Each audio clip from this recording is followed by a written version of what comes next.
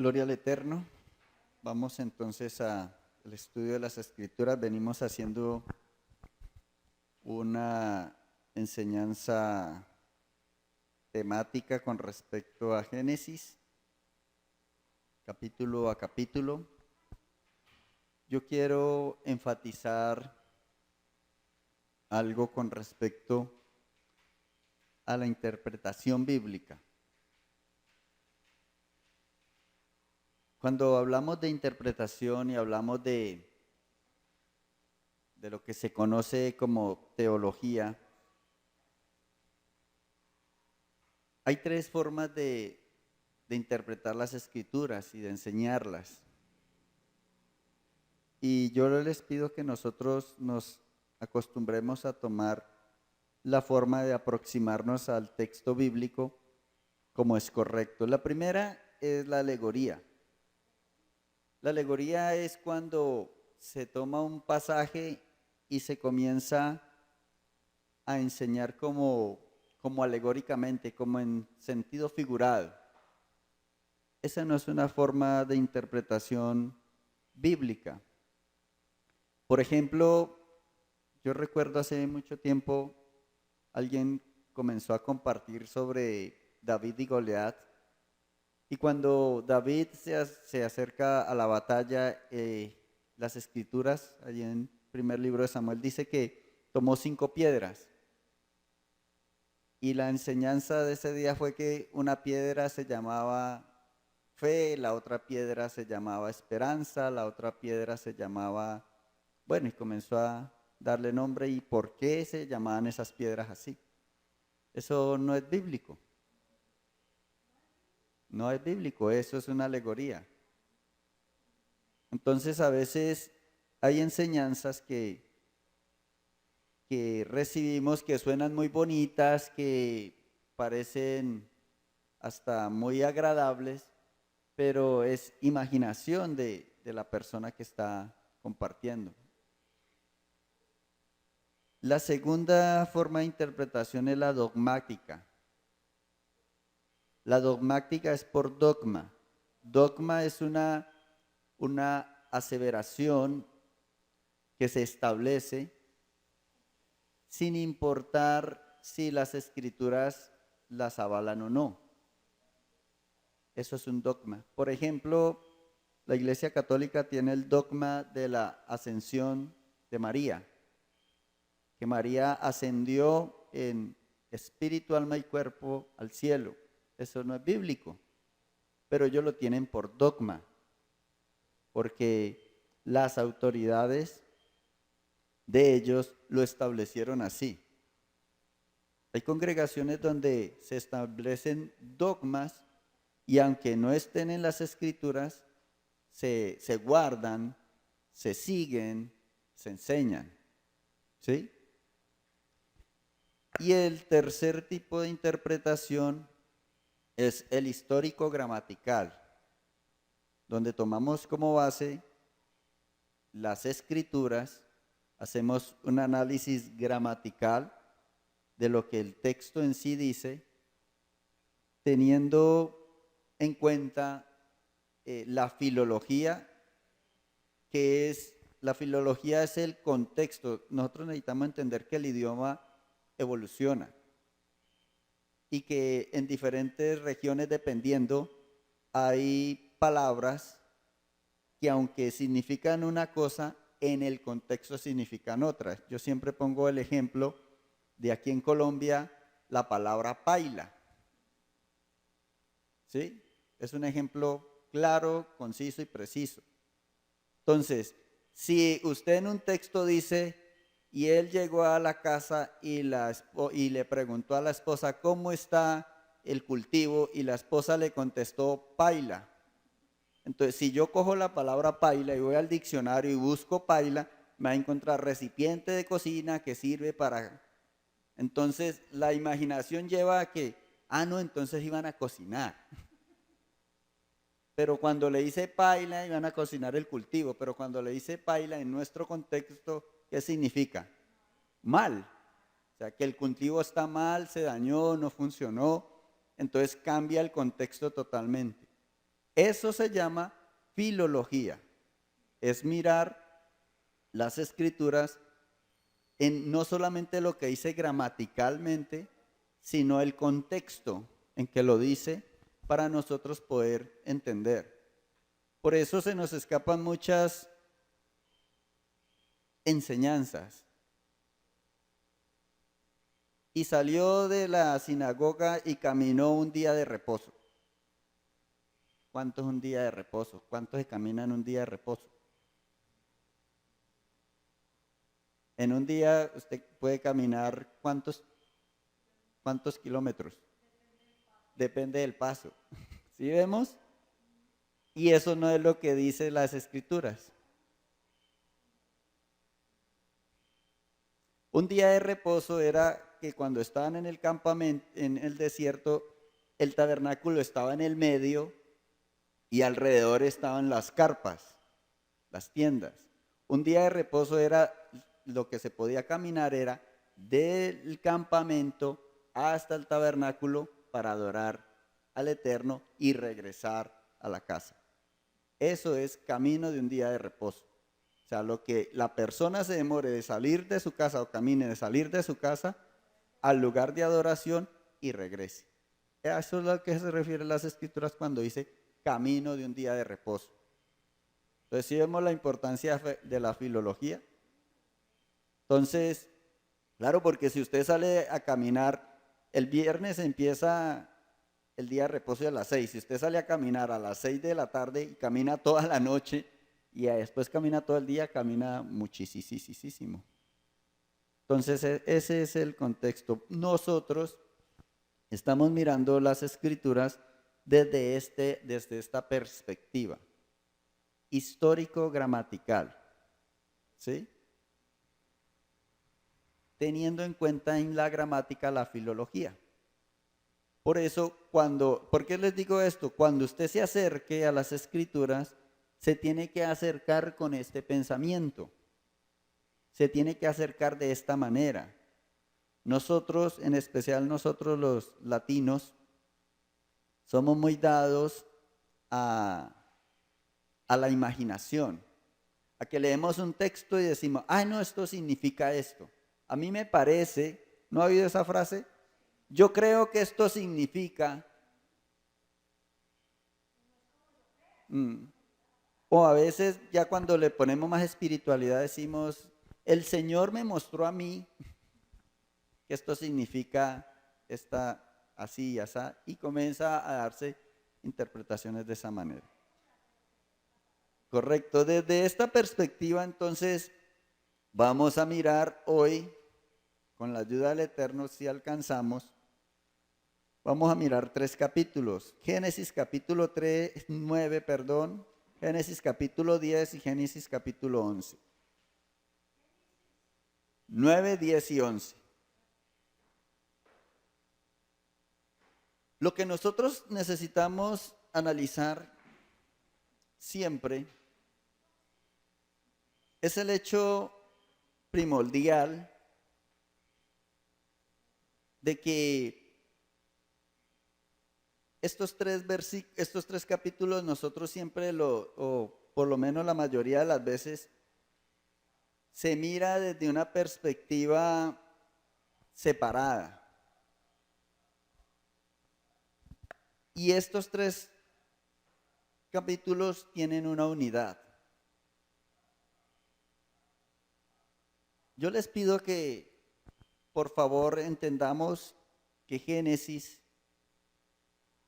no solamente habla del pueblo del Eterno en sus principios, ni en los principios, sino que lo escribe Moisés.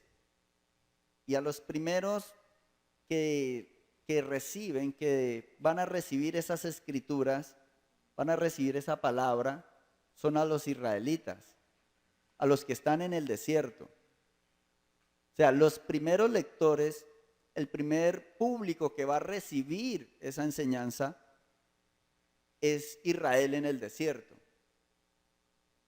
Y yo quiero que usted siempre tenga eso en mente. Están en el desierto están en disciplina, llevan 40 años allí caminando, y el Eterno le dice a Moisés, escriba estos 5 libros. Es porque el Eterno le va a decir algo, le quiere decir algo, le está manifestando algo a su pueblo allí en ese momento. Pero eso que él manifiesta es su plan para ellos en ese momento. ¿Sí? Ahora nosotros somos su pueblo. Y allí podemos nosotros analizar el plan que siempre ha tenido Yahweh para su pueblo. ¿Por qué? Porque es que Yahweh no cambia el plan. Yahweh no se inventa cosas en el camino. Por eso hay una canción que dice que nosotros conocemos el final del principio, porque Él lo ha manifestado. ¿Sí? Entonces, el Eterno le manifiesta en esta porción el plan que Él tiene para su pueblo. Y es menester nosotros conocer ese plan para ajustarnos a ese plan. Porque nosotros en este momento estamos viviendo el mismo plan. Ahora usted puede decir, no, pero ¿cómo así? Porque mi venida será como en los días de Noé. Y estamos leyendo apenas el capítulo 9 de Génesis. Apenas acaba de pasar el diluvio. Apenas Noé está saliendo del arca. Y el mismo Yeshua dijo que a nosotros nos iba a pasar algo semejante. ¿Sí vemos? Y al pueblo de Israel le pasó, en el desierto le pasó algo semejante. ¿Por qué? Porque es el mismo plan. Ahora, ¿cuál es el plan? Y eso lo vamos a corroborar a la luz de las Escrituras.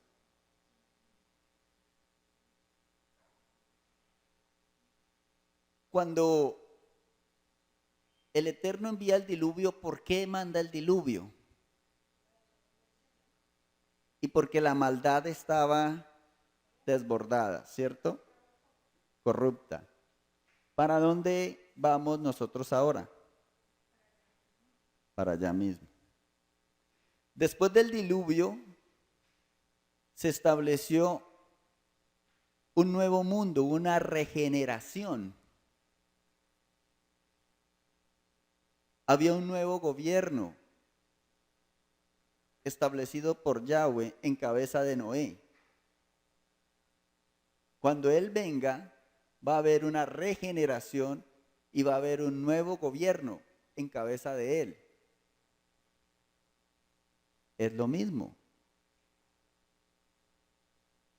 Por eso tan importante lo que vamos a mirar, lo que pasó en Babel. Porque en el milenio puede pasar lo mismo. Yo le pongo un ejemplo. ¿Ustedes se acuerdan que en el desierto ellos ya por allá al final se cansaron del maná? Y después se acostumbraron a la presencia del Eterno. Era Yahweh mismo en la columna de fuego y Yahweh mismo en la columna de nube, y andaba con ellos y los dirigía. Israel se acostumbró a eso. Se acostumbró a ver la presencia de Yahweh. Se acostumbró a esas manifestaciones impresionantes de cómo Él proveía agua, como Él proveía el alimento diario. Usted y yo decimos, pero esta gente, ¿cómo no va a ser, no va a entender ese privilegio? ¿Cómo van a Ellos lo tenían todos los días. Eso era cotidiano para ellos. ¿Qué va a pasar? Y reflexionemos. ¿Qué va a pasar con su corazón cuando venga Yeshua, empiece su gobierno, pero usted lo vea todos los días? y todos los días comience a servirle y todos los días usted lo vea y llegue el momento en que se acostumbre.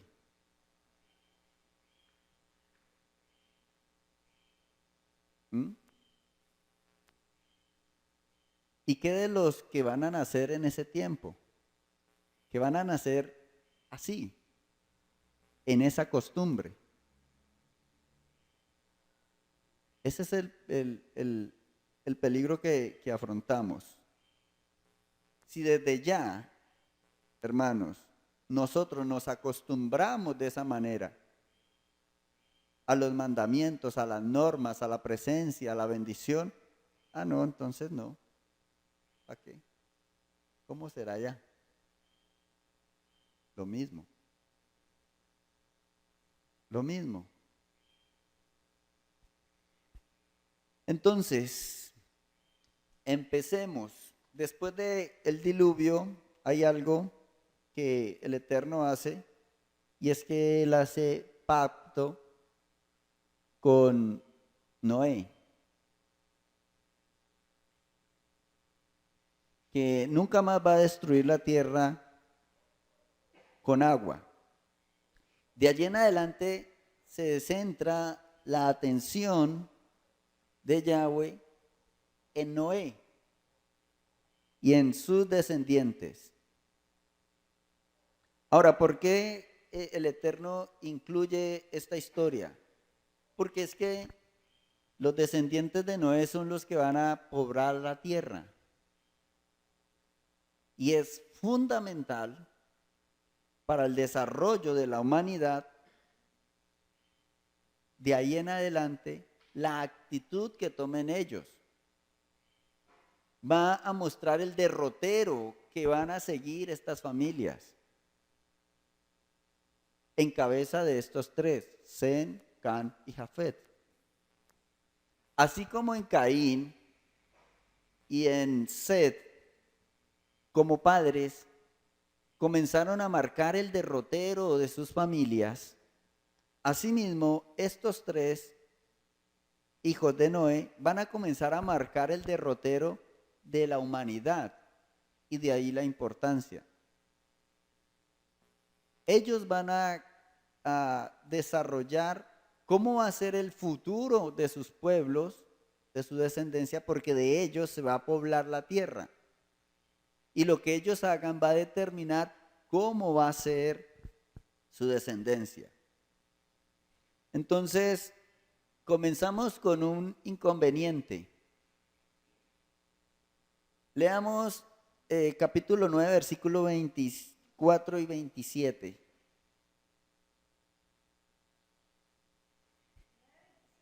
9, 24 al 27. Aquí vemos entonces a los tres hijos enfrentando un inconveniente. Y es que Noé se embriagó. Y dice, y despertó Noé de su embriaguez y supo lo que había hecho su hijo más joven y dijo, maldito sea Can, siervo de siervo será a sus hermanos. Dijo más, bendito por Yahweh, mi Dios, sea Sem y sea Canaán su siervo. Engrandezca el Eterno a Jafet y habite en las tiendas de Sem y sea Canaán su siervo. Imagínese si de estos tres va a marcar el derrotero de toda la humanidad, el peso que recae sobre Can y sobre su descendencia.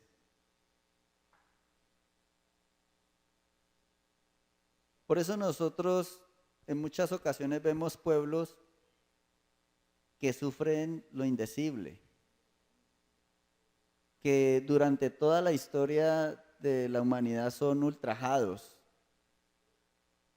abusados como pueblo, en esclavitud, atropellados. Pero nosotros no pensamos en las consecuencias de esto. Y pensamos que eso fue allá, así que de pronto Can se burló y Canaán y esto y lo otro y bueno y ya. Y la maldición. Y no pasó a mayores. Pues sí pasó a mayores. Y usted y yo somos testigos. Si hacemos el análisis de las naciones, podemos ver ese desarrollo. Estamos próximos a entrar a algo similar, como en los días de Noé. Va a venir el Eterno. ¿Cuál va a ser tu posición? ¿Cuál va a ser mi posición? ¿Se va a recibir maldición como Can? ¿O se va a recibir bendición como Zen? Por obedecer, por guardar, por cuidar. Algo muy importante y ya pues se puede entrar en detalles con respecto a este pasaje y llegar y mirar los mapas, etcétera, etcétera. Pero lo importante yo quiero resaltar es que Can prácticamente comienza a desvanecerse en esta historia. Y Yahweh se centra en Canaán. ¿Sí? Y de ahí comienza Canaán a figurar. Esto es bien importante, ¿por qué? Porque ¿dónde habitó Canaán o los cananitas? Habitó en la tierra prometida.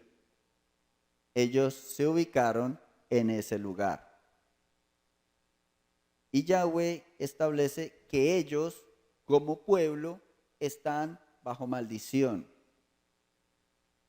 Tienen que ser esclavizados por la determinación de su padre. ¿Y hacia dónde se dirigía Moisés? Hacia allá. Lo que le está diciendo Yahweh es, ustedes van a conquistar a ellos. ¿Por qué? Porque ellos obraron mal acá en Génesis.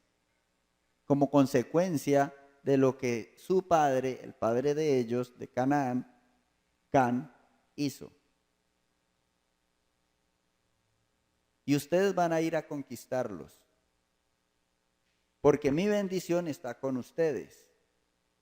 Porque su padre tomó la determinación de obedecer y de cuidar. Eso es lo que dice el texto. ¿Cuál va a ser nuestra posición como padres? Como madres.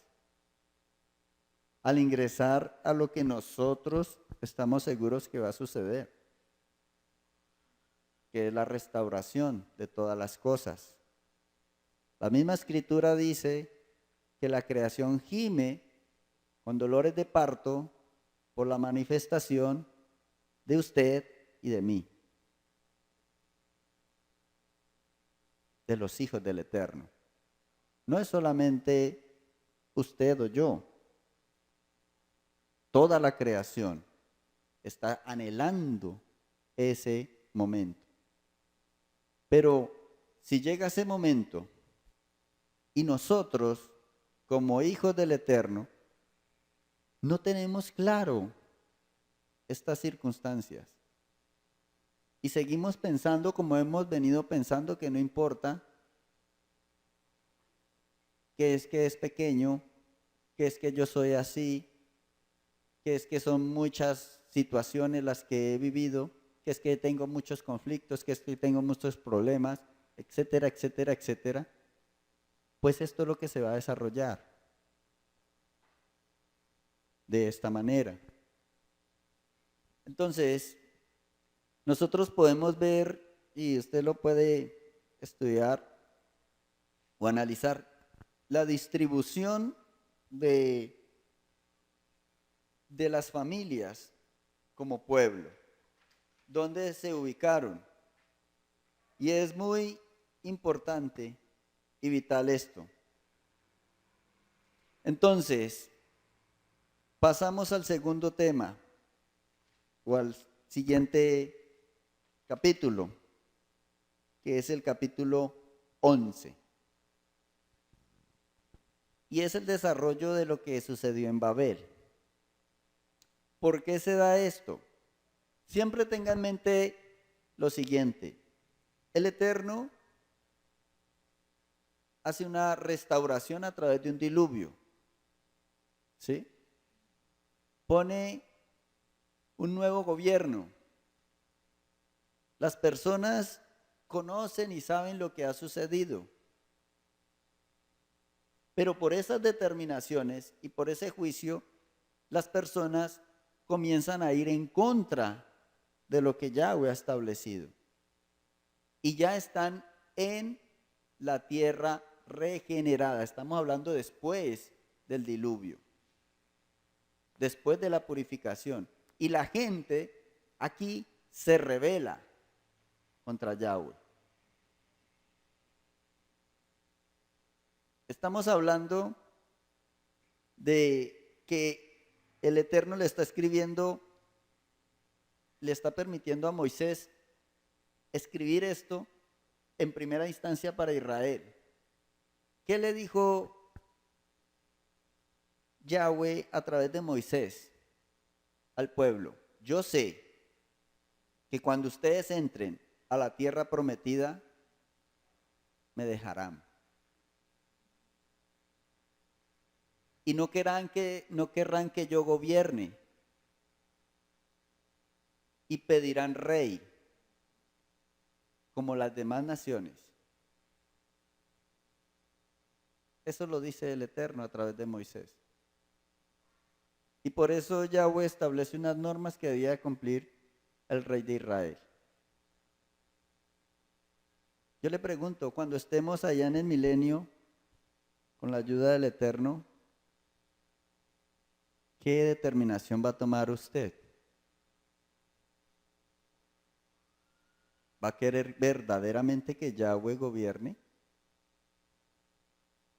Si desde aquí estamos haciendo lo que nosotros creemos que es correcto, si desde aquí estamos gobernándonos nosotros mismos,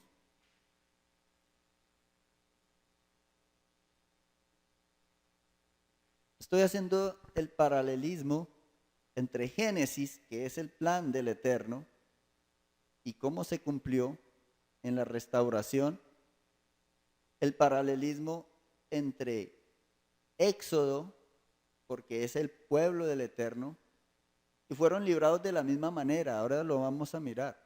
Ellos también estaban en esclavitud, ellos también estaban en maldad, ellos también estaban en oprobio. Y Yahweh los rescató. Y ellos también estuvieron como en el diluvio un tiempo en un periodo de reposo. Y ellos también como en el diluvio llegaron a un nuevo orden, a un nuevo gobierno. Y el pueblo llegó a un nuevo gobierno, donde Yahweh gobernaba en la tierra prometida. Yahweh era el que gobernaba. Hasta que le dijeron a Samuel, Samuel, queremos rey.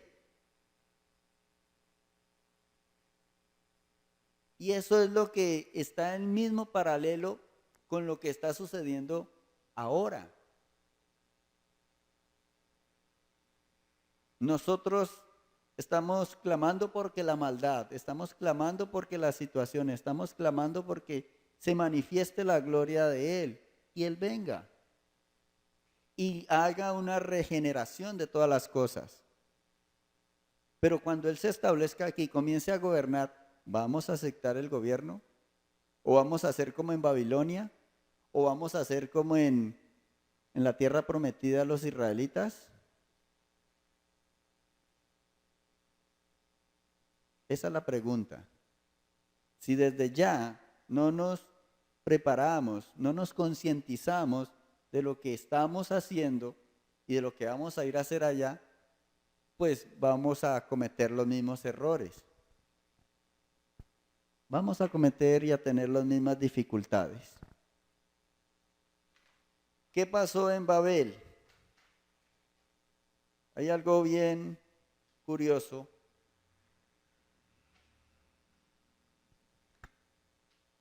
y es, en la historia de Babel hay una simetría con respecto en la narrativa en comparación con lo que está por suceder. Si nosotros leemos detenidamente, vamos a hacer una pausa allí, vamos a leer el versículo 1 y 2. Dice, tenía entonces toda la tierra una sola lengua y unas mismas palabras. Y aconteció que cuando salieron de oriente, hallaron una llanura en la tierra de Sinar y se establecieron allí. Lo primero que nosotros podemos ver es una unidad. Había unidad en el lenguaje, había unidad en el pensamiento, había unidad en todo lo que hacían. Pero esa unidad la utilizaban para ir en contra del plan y el propósito de Yahweh.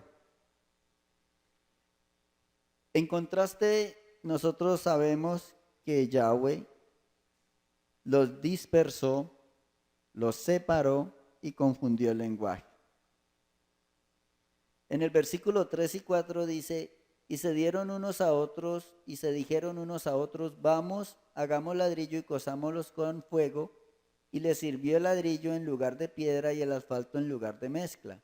Y dijeron, vamos, edifiquémonos una ciudad, una torre, cuya cúspide llegue al cielo, y hagámonos un nombre por si fuésemos esparcidos sobre la faz de la tierra. Aquí entonces vemos las pretensiones que ellos tenían, construir una ciudad, construir una gran torre que alcanzase el cielo, para de esta manera volverse totalmente invencibles, para alcanzar la posteridad y para no necesitar de Yahweh.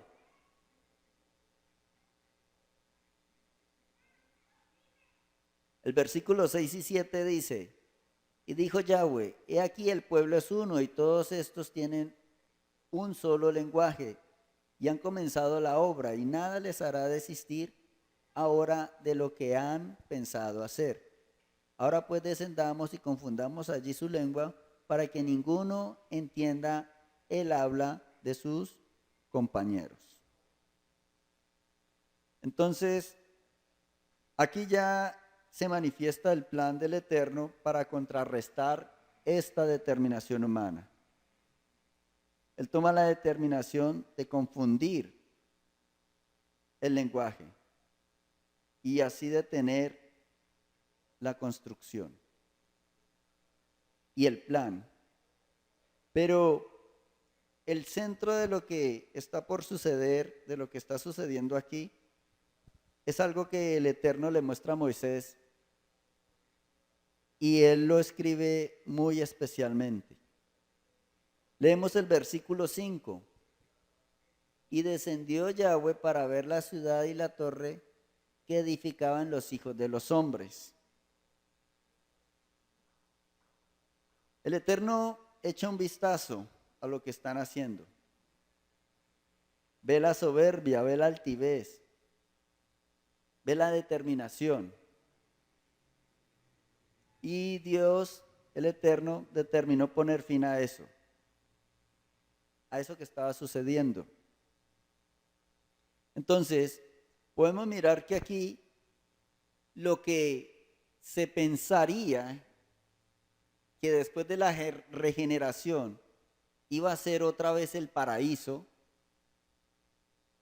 de gente temerosa del Eterno que buscase a Yahweh, que amase a Yahweh, que estuviera con él, porque vieron el diluvio, porque fueron instruidos del juicio, porque atravesaron por toda esa circunstancia, resulta que no es así.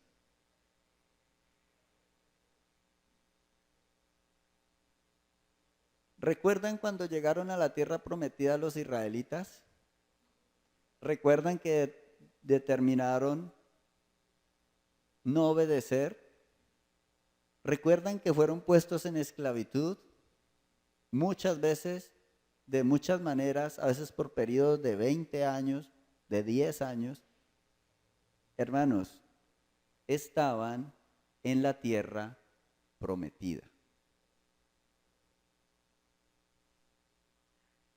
Estaban en la tierra donde Yahweh dijo que fluía leche y miel. Estaban en la tierra bendecida por Yahweh y allí estaban en esclavitud por desobediencia. ¿Conocían lo que había sucedido? Sí. ¿Conocían que habían estado en el desierto? Sí, pero no les importó. ¿Cómo estamos en ese proceso, hermanos? Y Yahweh es tan bueno que nos da la bendición de conocer esto para que nosotros nos preparemos, para que entendamos lo que estamos haciendo. Que no es el mismo pensamiento de antes, no, sí, yo soy de Yahweh y ya vamos para el cielo y el Señor nos arrebatará y nos iremos. Hermano, eso sí hay que trabajar. Hay que trabajar en nosotros. Hay que amar a Yahweh, hay que obedecer, hay que entender las responsabilidades que tenemos. Nosotros podemos ver, así solamente leyendo, las consecuencias de la desobediencia de Cam, que cayó sobre su hijo Canaán, que fueron esclavos y que así permanecieron. Y ni qué hablar de Cus, hijo de Cam. ¿Sabe qué significa Cus? Negro. Eso significa Cus en hebreo. Y nosotros conocemos la historia de la humanidad, cómo ha sido. Miramos la determinación de Caín y Abel y ahora miramos la determinación de Cam. Y las consecuencias hasta hoy.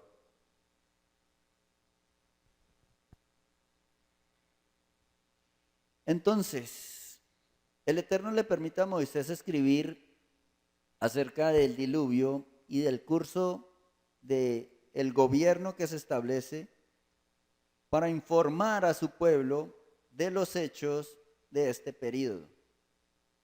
¿Qué pasó? ¿Por qué pasó? ¿Y cuáles fueron las consecuencias? Aquí podemos notar entonces esta situación. Algo que es bien importante es que en los tiempos de Moisés, cuando están en Egipto, ya Babilonia era una ciudad importante, conocida como Babel. Entonces, vamos a mirar algunos aspectos como Yahweh le permite a Moisés tomar esto que sucedió aquí en las primeras generaciones y a través de esa enseñanza, de esa historia, de esa realidad, ubicar a su pueblo, a Israel, que en ese momento está en el desierto, para que comprendan y entiendan lo que van a hacer. Y lo toma ahora para que nosotros, su pueblo, comprendamos y entendamos lo que Él va a hacer. Porque, vuelvo y reitero, el plan es el mismo. El plan es el mismo.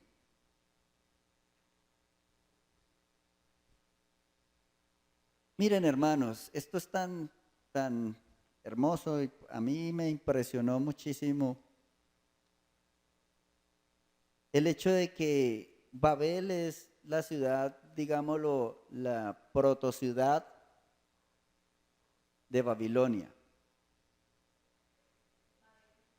Babel es como la protociudad, o sea, como la ciudad incipiente que después se convertiría en la gran Babilonia. Esta es donde se creó la torre, ¿sí? Babel es como el inicio de Babilonia, para que quede más claro. Ahora, ¿usted ha oído hablar de Babilonia en Apocalipsis?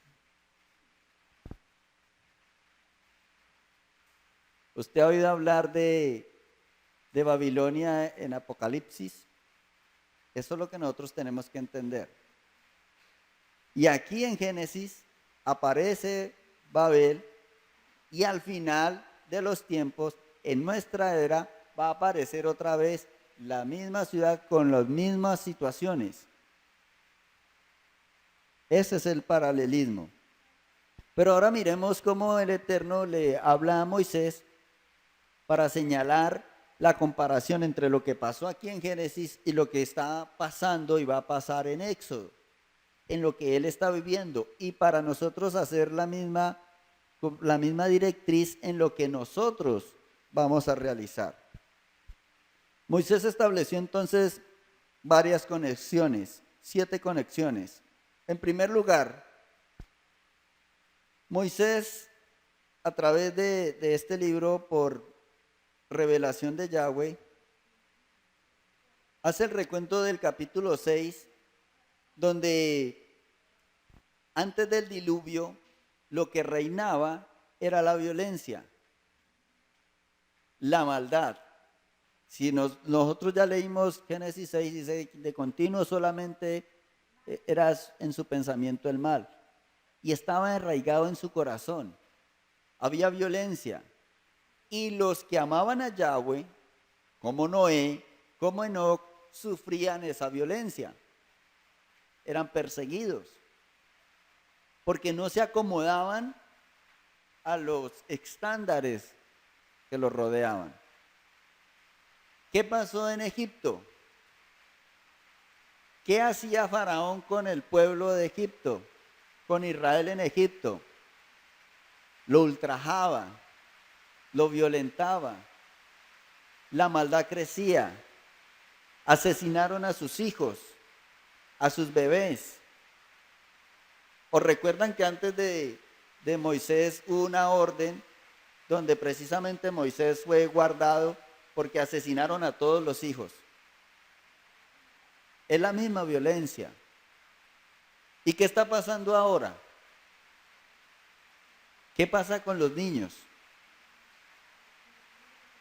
¿Qué pasa con la maldad?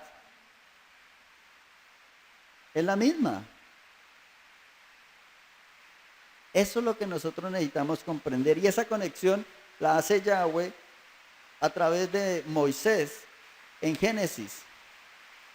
Le está diciendo Yahweh a través de Moisés a su pueblo: mire lo que estaba sucediendo en Génesis, y vamos a basarnos en Génesis para saber cómo hacer ahora. Ustedes, ¿qué es lo que tienen que hacer?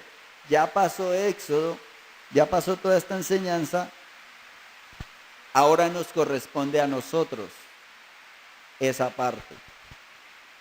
Sigue diciendo la segunda comparación.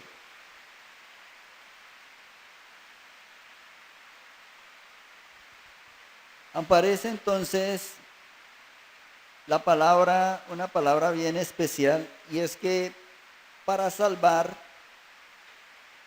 a la humanidad, Yahweh le dice a Noé que construya un arca. ¿Se acuerdan?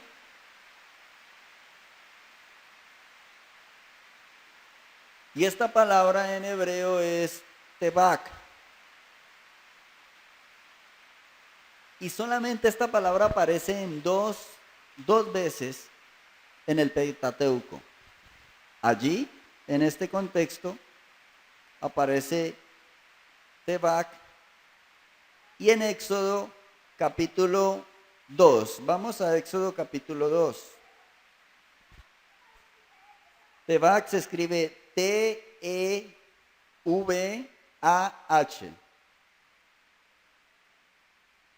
Y vamos a Éxodo capítulo 2, versículo 3. Dice: pero no pudiendo ocultarle más tiempo, tomó una arquilla. Y arquilla es tebak, una arca. ¿Sí vemos? ¿Y qué era el arca? Y dice, tomó una arquilla de juncos y la calafateó con asfalto y brea y colocó en ella al niño y lo puso en un carrizal a la orilla del río. Lo mismo.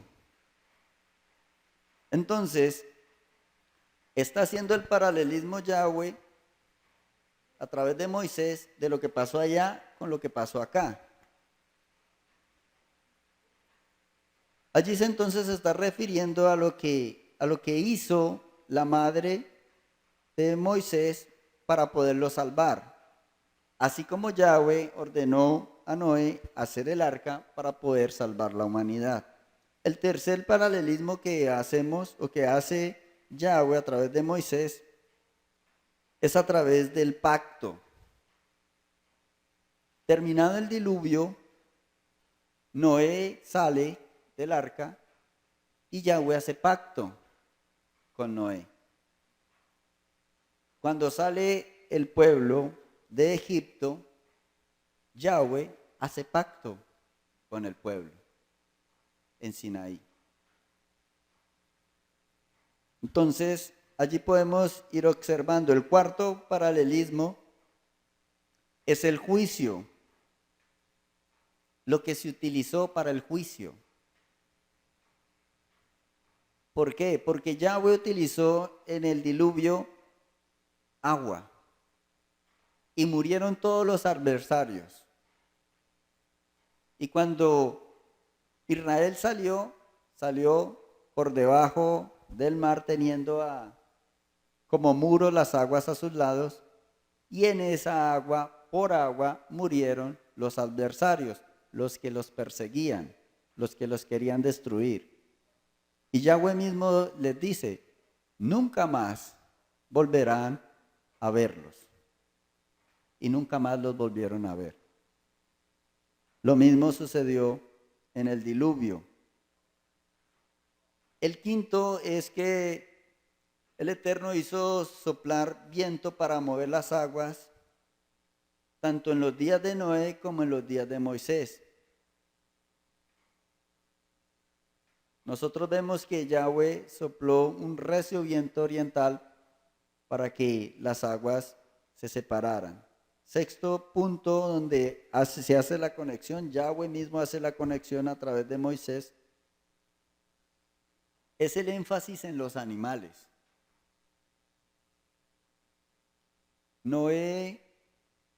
Yahweh le dice a Noé que entre al arca de todas las especies de los animales, de los puros 7 parejas y de los no puros 1 pareja. Dentro de las propuestas que hace el faraón a Moisés, cuando ya estaba en mucha dificultad, faraón le dice a Moisés, vayan ustedes, vayan con sus mujeres, vayan con sus hijos, pero dejen los animales. ¿Qué dijo Moisés? Ni una pezuña de nuestro ganado quedará en Egipto, porque no sabemos qué nos pida Yahweh para adorarle. Era importantísimo llevar los animales. ¿Por qué? Porque iban a la tierra prometida y allá tenían que repoblar en la tierra prometida de los animales puros que ellos llevaban. Y ellos entienden ese concepto. Nosotros lo podemos leer en Éxodo, allí capítulo 13, versículo 15. Dice,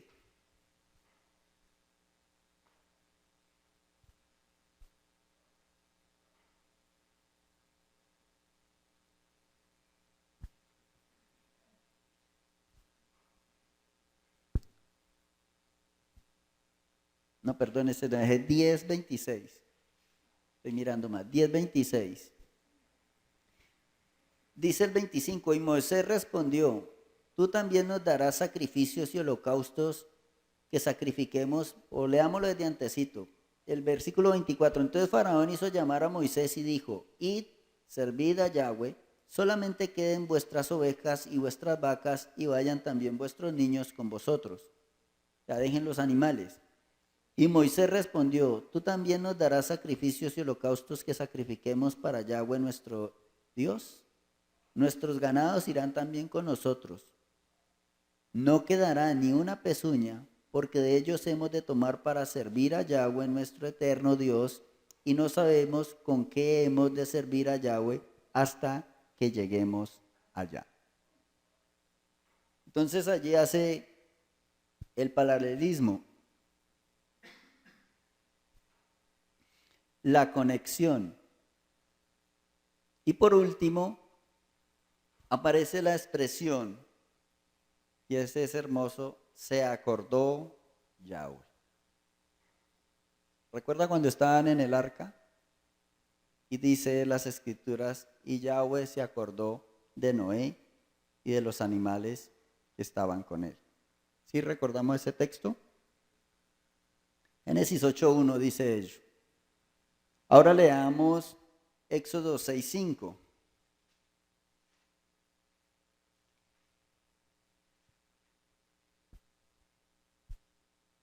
Dice: Asimismo, yo he oído el gemido de los hijos de Israel, a quienes hacen servir los egipcios, y me he acordado de mi pacto. Lo mismo que hizo con Noé. Cuando estaban en el arca, el Eterno se acordó de Noé y de su pacto. Entonces, en estos paralelismos, Moisés lo que hace es decirle al pueblo lo que están haciendo y lo que van a hacer. Y hoy Yahweh nos dice a nosotros lo que estamos haciendo y lo que Él va a hacer. Es lo mismo, porque como les reitero, el plan es el mismo. Entonces, aquí podemos mirar estos aspectos. ¿Por qué incluyó el Eterno esta genealogía? Moisés, a través de la revelación de Yahweh, pone la revelación entonces en el centro del huracán a Can, porque Can iba a habitar en la tierra de Canaán, en Canaán, perdón.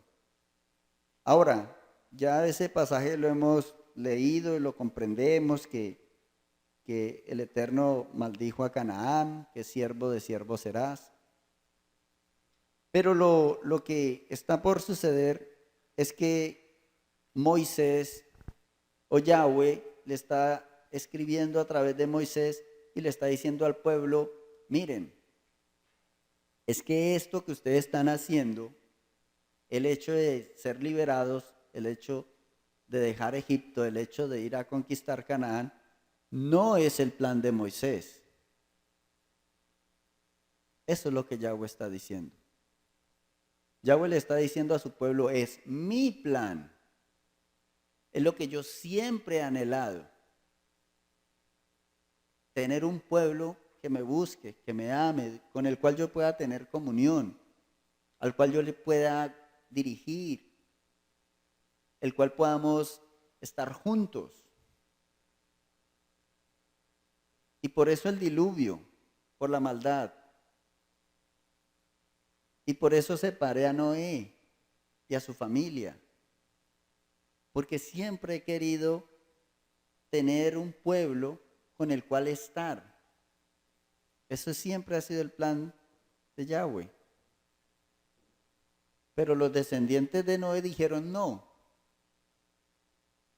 Queremos hacernos nuestro propio nombre, queremos construir nuestra ciudad, queremos llegar al cielo por nuestros propios medios y ser engrandecidos nosotros, porque no necesitamos de Dios.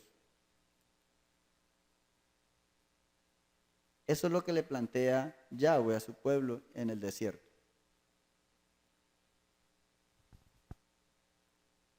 Lo que les dice Yahweh a través de Moisés es ustedes van de acuerdo a mi plan. Están haciendo no el plan de Moisés, es mi plan. Porque yo allá en Génesis, por el pecado de Can y la desobediencia de Canaán, ellos quedaron bajo maldición. Y ustedes se dirigen allá a ejecutar mi plan. Ustedes se dirigen allá a la tierra prometida, a Canaán, donde están los cananeos, a ejecutar mi propósito. Y ellos le tienen que servir a ustedes. Porque así yo lo dije. Entonces no es el plan de Moisés, es el plan de Yahweh. Yahweh quiere nuevamente y está haciendo, y ese es nuevamente el plan. Tener un pueblo que le ame, un pueblo con el cual él comparta, un pueblo que pueda estar con él y un pueblo que gobierne. Hay un texto que dice que nos ha hecho para él reyes y ¿qué? Sacerdotes. Eso no es en sentido figurado. Eso no es en sentido solamente espiritual. Es que necesitamos cumplir esa función. Por eso el interés que tiene Yahweh de que usted y yo conozcamos la Torá, guardemos sus mandamientos, guardemos sus fiestas, entendamos el plan, entendamos el propósito. Entonces, aquí se enfatiza a través de las Escrituras cuál es la condición de Canaán, que es de ser siervo, de ser esclavo, y cuál es la condición de los hijos de Sem, que son Israel, con respecto a ellos. ¿Sí? Entonces, esta es lo que se está enfrentando. Esto es lo que se explica. Ahora, el Eterno describe también en lo que está por establecer su gobierno, que el conflicto entre Sem y Can es inevitable, que es lo que Yahweh ha determinado que suceda. Y el conflicto que se viene también es inevitable. Nosotros podemos leer, si quiere tome nota, allí Génesis capítulo 10, 18 al 19, donde se establece el lugar donde está Canaán, donde se establece la familia de Canaán, y es precisamente la tierra prometida, desde Génesis. Esto es muy hermoso porque cuando el Eterno llama a Abraham, Él le dice que todavía Yahweh está esperando a que los cananeos se arrepientan. Dice, porque la maldad del cananeo no ha llegado a su colmo. Porque a veces las personas leen esto y dicen, no, pues es que entonces Yahweh es injusto, porque cómo va a maldecir a los otros, porque es que quien no tuvieron la culpa fue el papá. Pero cada generación va añadiendo, como lo hemos venido mirando a través de Caín. Cada generación va añadiendo más pecado al pecado. Y Yahweh esperó, después del llamado de Abraham, Él dice, esperaré otros 400 años para que se arrepientan. Pero llegó el tiempo de que está el pueblo de Israel allí en Cades Barnea, frente a las torres de Jericó, y el pueblo no se arrepintió.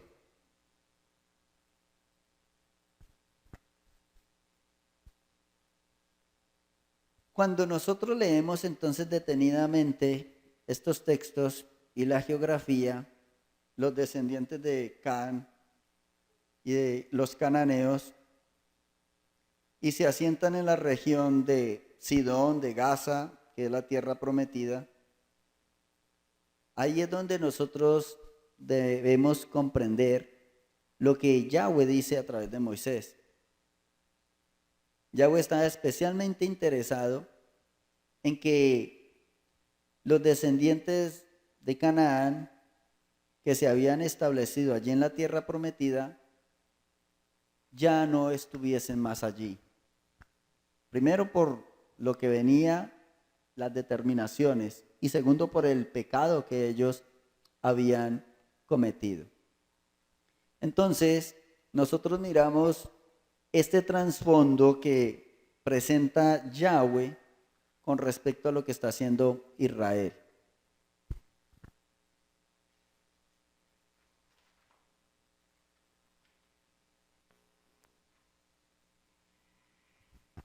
Ahora, hay varios puntos en Canaán que nosotros necesitamos ver en Babilonia. Volvamos a Génesis, capítulo 11.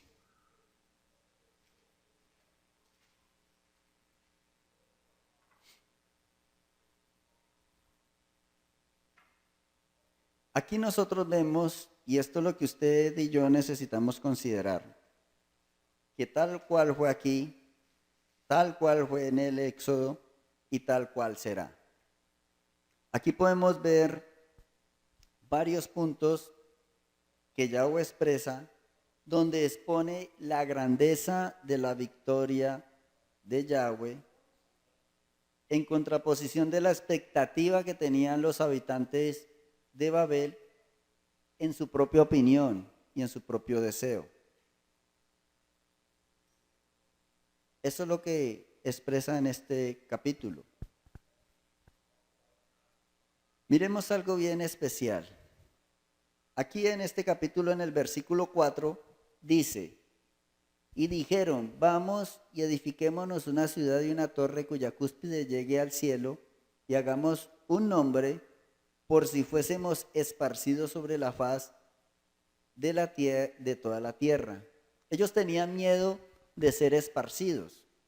Las escrituras cuando habla de la palabra esparcido, habla de una victoria militar. Cuando Israel era derrotado por su pecado y Yahweh los dejaba como disciplina, ellos perdían las batallas y decían que fuimos esparcidos. Yahweh lo que está diciendo aquí es que la victoria fue a ese nivel. Y así como fue allí, Yahweh les está diciendo, y allá, en Canaán, ustedes van a tener la victoria. Lo segundo que establece Yahweh con respecto a esto, entendamos que los israelitas son los primeros que leen este texto allí en el desierto. Yahweh le permite a Moisés hacer un contraste entre la perspectiva entonces que tenía Babel sobre sí mismo y sobre su grandeza en comparación a lo que Yahweh, a quien era Yahweh. ¿Sí? Ellos dicen, hagámonos una torre que llegue hasta el cielo. Y para ellos tenían una mega ciudad y una mega torre. Y eran grandes y reconocidos y eran importantes. ¿Sí? Pero si nosotros leemos el versículo 5, dice, y descendió Yahweh para ver la ciudad y la torre que edificaban los hijos de los hombres. Esa palabra descendió es Yarad, Y-A-R-A-D, y es inclinarse.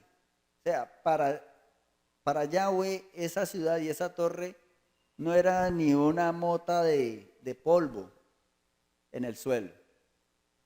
Era algo totalmente insignificante. No tenía punto de comparación. Los de Babel pensaban que era una cosa gigantesca, pero frente a Yahweh era nada, menos que nada. Y esto es de vital importancia. ¿Por qué? Porque recordemos que cuando llegaron allí a la tierra prometida, dice, y llegaron con el reporte de los espías, los 2 espías. 10 dijeron, son hombres gigantes y sus murallas llegan ¿hasta dónde? Hasta el cielo. No entendieron.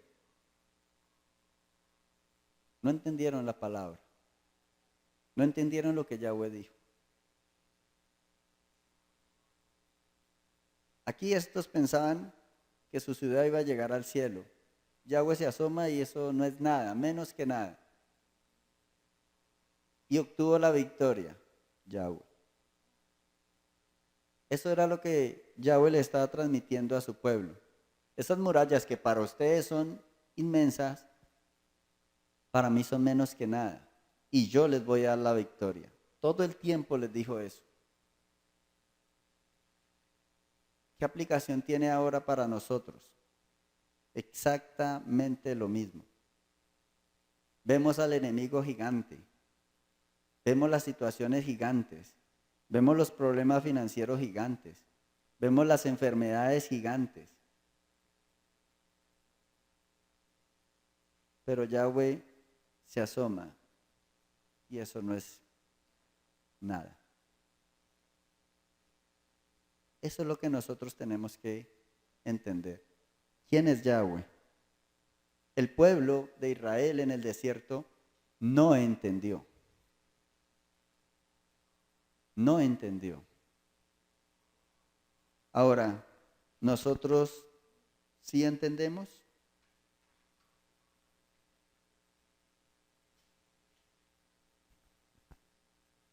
Otro aspecto bien importante es el sarcasmo, la burla, por decirlo de esta manera. Y es algo tremendo. Babel, en el idioma babilónico o babilonio, significa el portón de Dios o la puerta de Dios. Eso es lo que significa Babel en babilonio. Y ellos construían pirámides y la torre tenía una forma como piramidal. Y para ellos, estas pirámides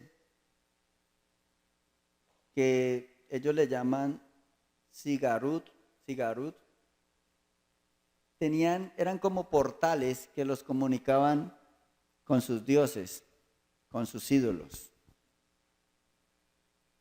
¿Y cómo le llamó el Eterno a la ciudad? Babel, confusión. Está diciendo que la grandeza que ellos pensaban que era una confusión, era una maraña de cosas que tenían en sus cabezas, en sus mentes, en sus corazones. Pregunto, ¿no es lo mismo que está sucediendo hoy? ¿No están construyendo religiones? ¿No están construyendo textos? ¿No están diciendo conéctese con Dios de esta o aquella manera?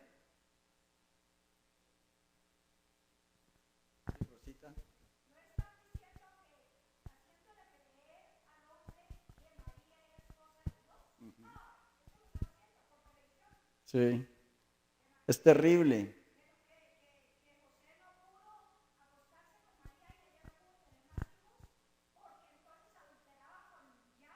Mm.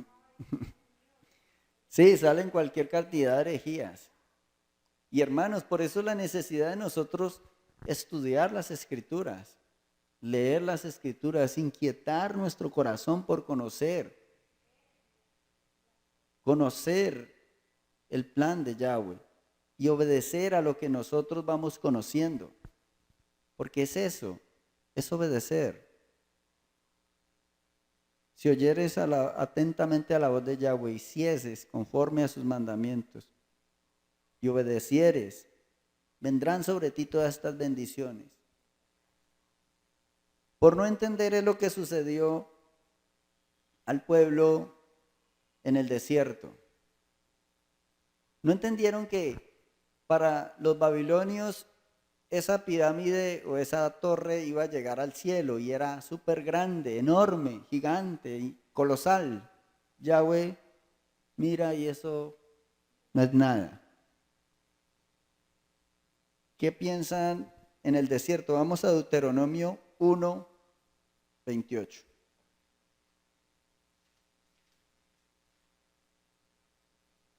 Deuteronomio 1, 28.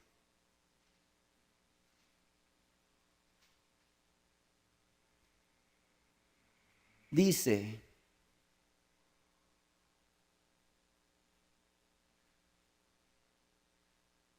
¿a dónde subiremos?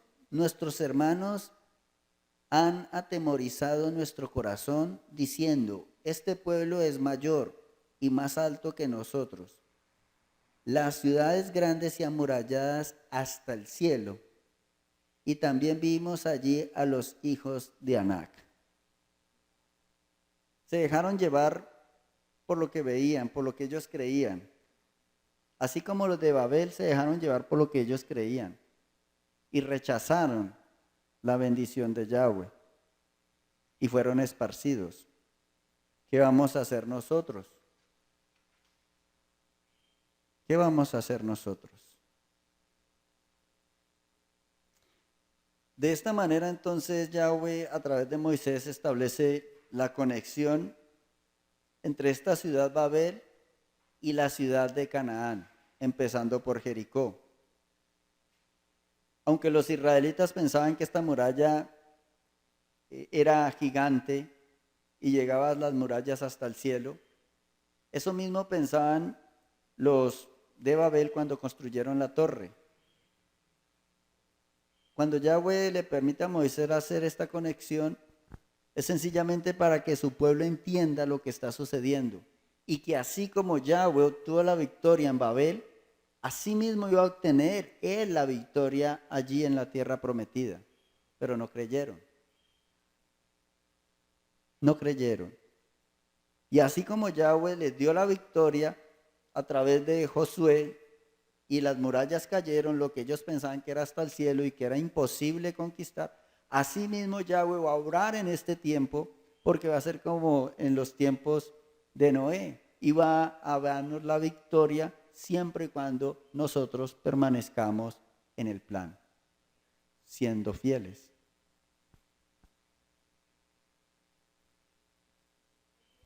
¿Qué es lo que a mí me impacta mucho? La conexión. La conexión entre los tres aspectos. Babel y Babilonia aparecen de nuevo al final de los tiempos. Iba a ser una ciudad poderosa, fuerte, con todas las riquezas que usted no se imagina, con ejército, imponente. Va a parecer indestructible ante nuestros ojos. ¿Cuál va a ser tu actitud? ¿La misma que los israelitas en Jericó? ¿La misma de allá de los de Babel? ¿O vamos a seguir obedientes al plan? Mire que aparece nuevamente en las Escrituras. Vamos a Apocalipsis capítulo 14, versículo 8, para que miremos que Babel, Babilonia, reaparece. Apocalipsis 14, 8. Otro ángel le siguió diciendo, ha caído Babilonia, la gran ciudad, porque ha hecho beber a todas las naciones del vino del furor de su fornicación. Y en el 18:10 aparece nuevamente. Apocalipsis 18:10. Parándose lejos por el temor de su tormento, diciendo, ay, ay de la gran ciudad de Babilonia, la ciudad fuerte, porque en una hora vino su juicio. Eso es, hermanos, lo que nosotros necesitamos comprender para poder estar firmes. Y algo que yo sí les digo, hermanos, y a mí personalmente, a mí me preocupa altamente desde ya. Y allí la necesidad de nosotros esforzarnos. Busquemos Ezequiel capítulo 14, versículo 16 al 19.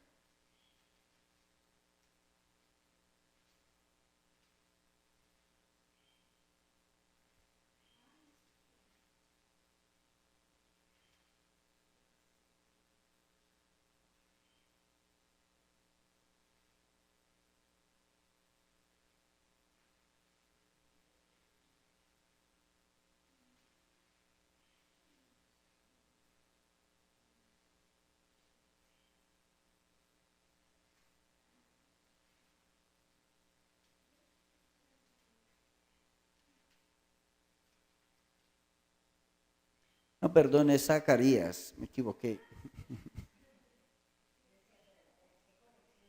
Zacarías.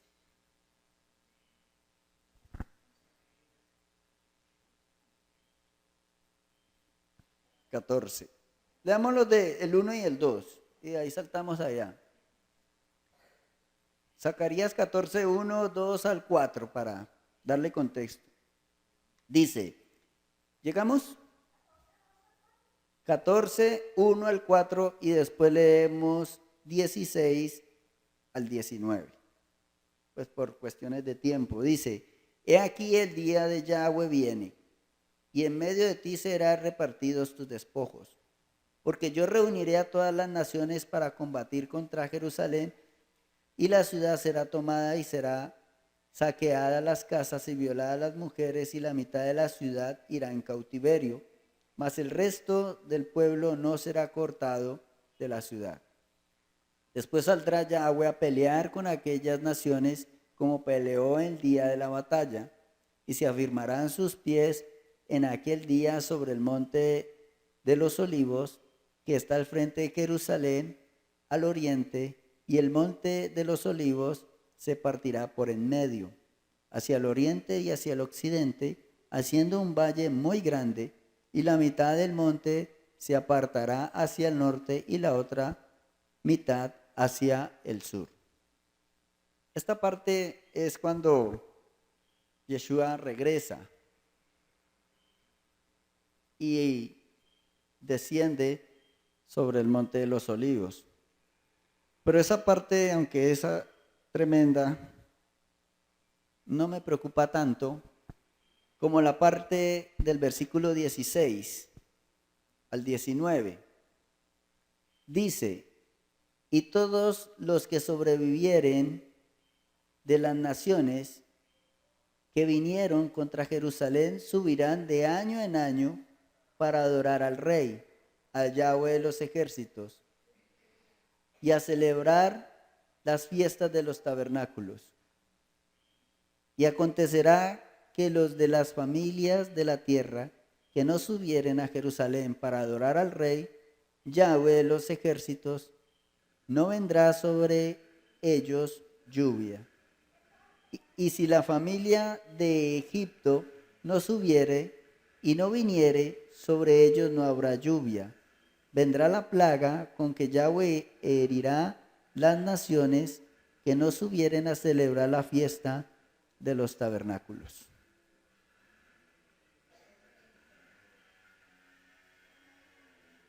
¿Cuál es la preocupación? Que cuando estemos allá, por no sembrar lo correcto desde aquí, por no tomar las determinaciones correctas desde aquí, por no apreciar lo que el Eterno nos está brindando, lleguemos allá, pasemos esta temporada de juicio y suceda lo mismo que sucedió en Babel y suceda lo mismo que sucedió en la tierra prometida, pero esta vez a usted y a mí.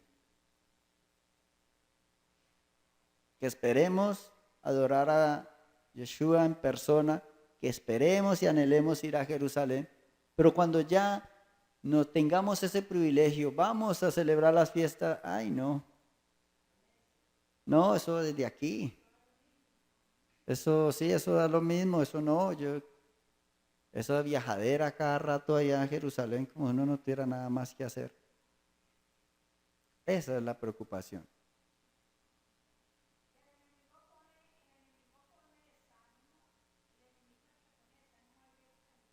Y ahí es donde nosotros necesitamos crecer. Ahí es donde nosotros necesitamos disciplinarnos. La escritura habla de nuestra relación en este periodo de tiempo con Yahweh como una carrera, como una batalla. Y a veces la mayoría de las personas creen que es como un camino de rosas. Y si se le aparece cualquier espinita o cualquier abrojo, ya, listo, renuncio. Yahweh nunca dijo eso. Y Yeshua tampoco. ¿Acaso Él no dijo entrar por la puerta estrecha? ¿Acaso Él no dijo toma tu cruz y sígueme?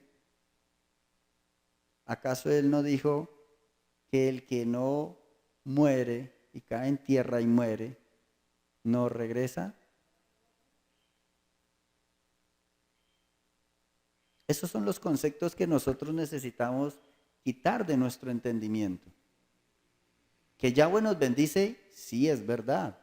Amén. Pero eso no quiere decir de que todos nuestros caprichos o lo que nosotros pretendamos nos lo va a dar. Eso no quiere decir que no vamos a tener inconvenientes.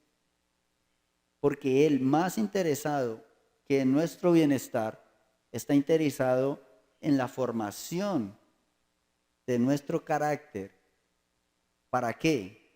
Como dice la Escritura, para que todos lleguemos a la estatura de la plenitud de Yeshua, a un varón perfecto, enteramente preparado para toda buena obra. Ese es el plan de Yahweh. Nunca ha cambiado. Somos nosotros que por nuestra imaginería, por nuestras emociones, tratamos de tergiversar.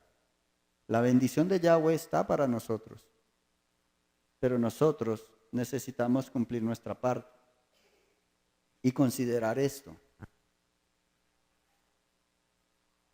Considerar esto. Cuando estemos allá, entender que necesitamos obedecer y necesitamos conocer y necesitamos saber qué hacer.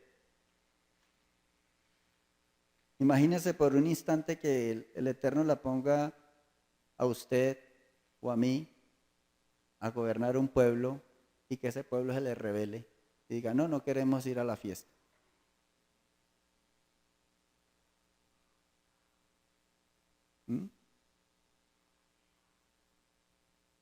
¿Qué hacemos?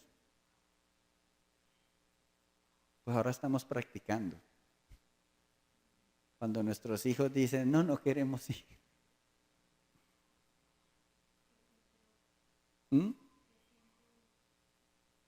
Tremendo.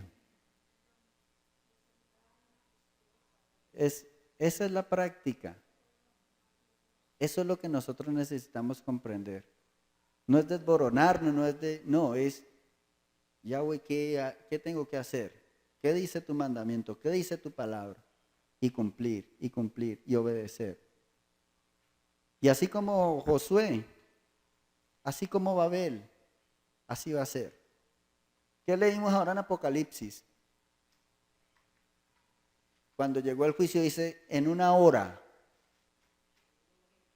en un momento, en un instante, la gran ciudad quedó en nada.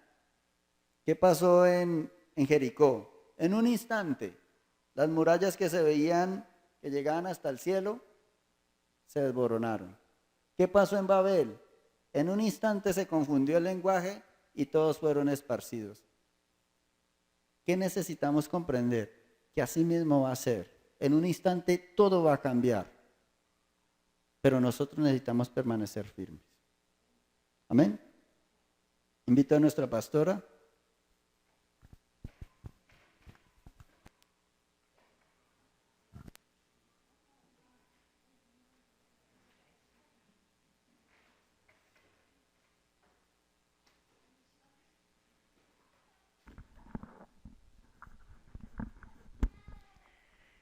Gloria al Eterno. Vamos entonces ahora a leer la parashá. Es un poco avanzada.